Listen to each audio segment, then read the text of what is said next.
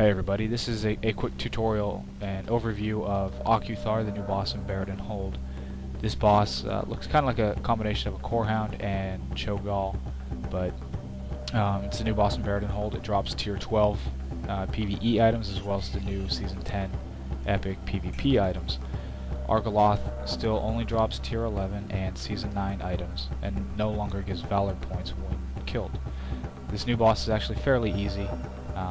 The video you're about to see that goes over all of this actually is a pug group from the Hellscream server. We did this after 4 attempts, I believe, maybe 5. But if you notice the positioning here, it took us a while to get it, but there's a red marker here.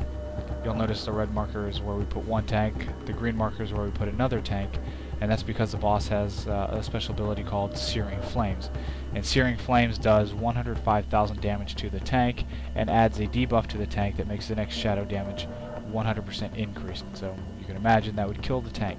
So what we do is we put one tank on red, one on green, and the tanks taunt back and forth depending on who has the debuff, very similar to the Meteor Slash in Argoloth.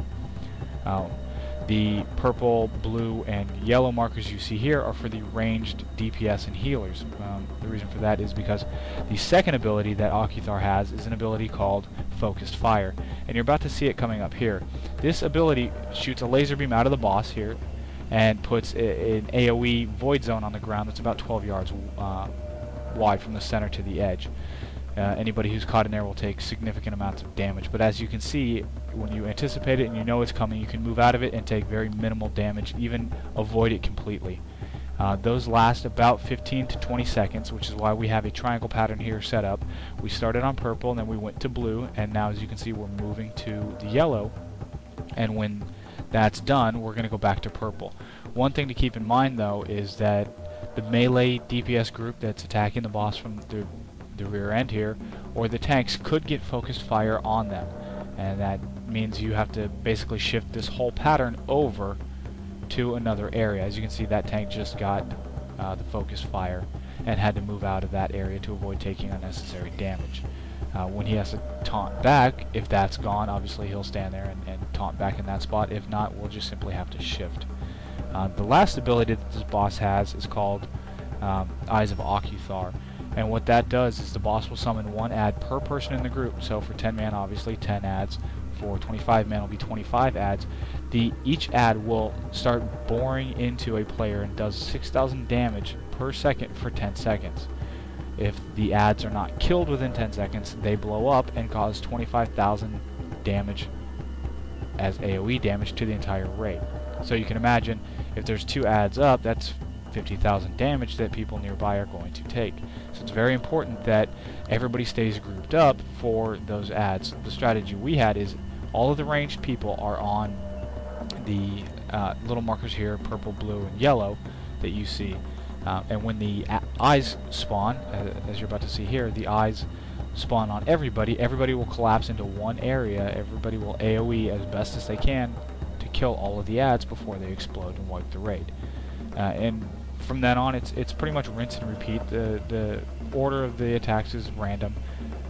From what I've noticed so far, there might be some sort of predictable pattern, but for the most part, it's just those 3 special abilities that you need to worry about.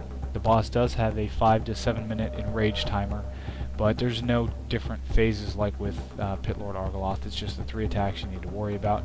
When you see the Searing Flames on the tank, have the other tank taunt off. When you see the focused fire coming out, have your ranged group move to the next marker. And if it's on the melee DPS group, obviously they are the ones who need to move. The range doesn't really need to do much of anything except try to heal through them. When the eyes come out, collapse on the ranged group, which seems to be the easiest because that will keep the focused fire away from the tanks and keep the group away from the Searing Flames. So it's easiest to have somebody marked in the ranged group. Call it out event if you're using it, but it's pretty straightforward.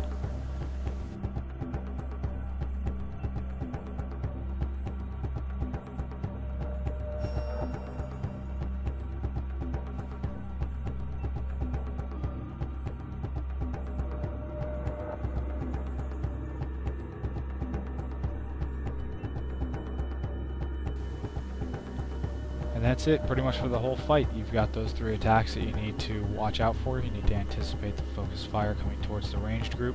You need to be ready to move.